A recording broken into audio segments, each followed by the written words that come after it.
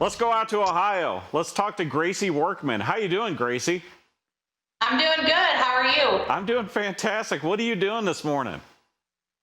Well, this morning we have a bunch of sows farrowing, so we went through and we checked all the sows and fed them, and if we needed to sleeve them, we sleeved them and pulled some baby pigs, and now I'm meeting with you. Exactly. So you are a hog farmer. I am, yes. Okay. What is your official title? So I currently manage the swine barn for the Ohio State University in Columbus, Ohio.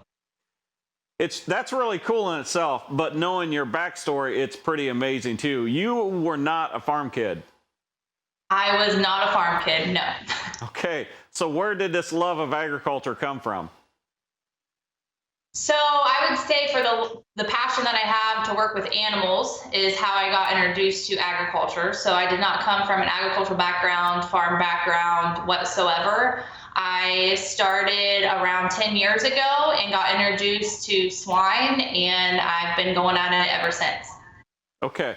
Again, I mean, it's fascinating to me when someone that didn't grow up on a farm has such a desire as you have to get to where you are. So I think it's really cool. But it wasn't that long ago that you and I did an interview.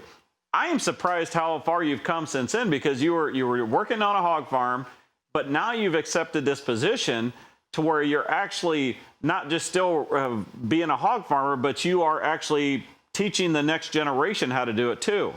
Yeah, I have. That's what I recently had a family that came to me and wanted me to talk to their daughter about, what to go to college for here at Ohio State and what route they should go down. And if you would have asked me 10 years ago where I'm at today, it never would have even crossed my mind. So it's amazing how in life, if you have a passion for something and you go for it, how it's just doors open for you. You have to work for it. What I've always liked about you is your attitude, because you were not given any breaks in life. I mean, you've earned everything that you've got, but yet you have such a great attitude that the world doesn't owe you anything. Well, I appreciate that. The world doesn't owe me anything. I think that it's something that everyone has a story and everyone goes through, difficult times, and it's all how you kind of persevere from those difficult times. So I will say that life has not been easy, but it could always be more difficult than, what you're handed. Okay, you're raising pigs, you're teaching, but yet you feel to go the extra little mile and to promote pork at a really big scale. I mean, you're always on social media. What is a desire to push pork production? So I will say that all stems from, I once was a person that knew nothing about where your food comes from, and that when I got introduced into the swine, it's what I call it's a whole different world, and it's something that people don't even think about, the work that goes into it of where you get your food from. And it's also one of those things that a lot of people in the ag community advocate, but it's something that unless there are non-agricultural people following you and listening to you, it's not going farther than your fellow agricultural community, because where I come from, there was no source of that outside information.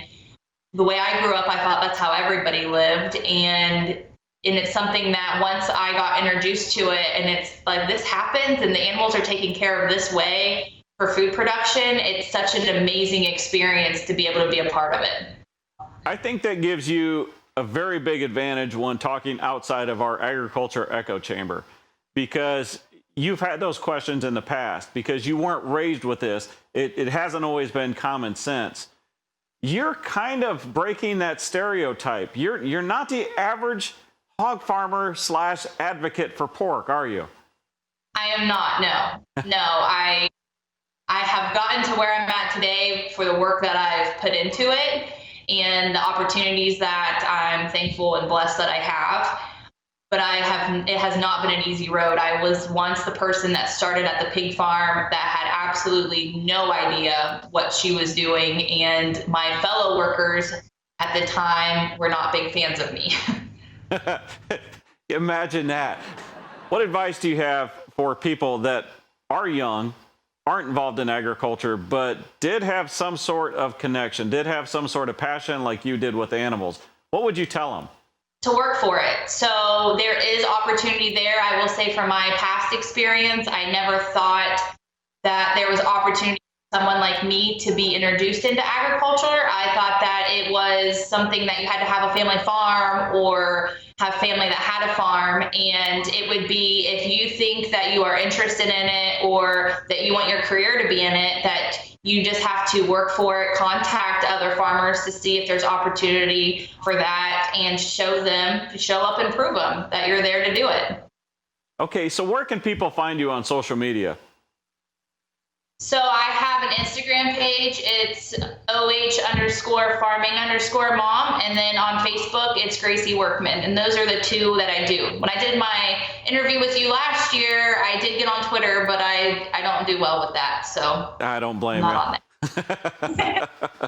Gracee Workman, you're a lot of fun, and you are an inspiration, and you are what agriculture needs. We need more people like you that have an understanding of what people outside of the Ag Echo Chamber are thinking. So thank you very much. I really appreciate all that you're doing. No, thank you, Rob, and right back at you. I love it. Love the SharkFarmer podcast. So you're an inspiration too.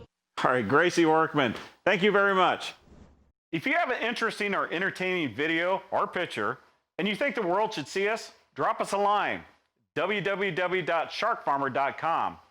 While you're there, check out What the Farm podcast and the one that started it all, the SharkFarmer podcast.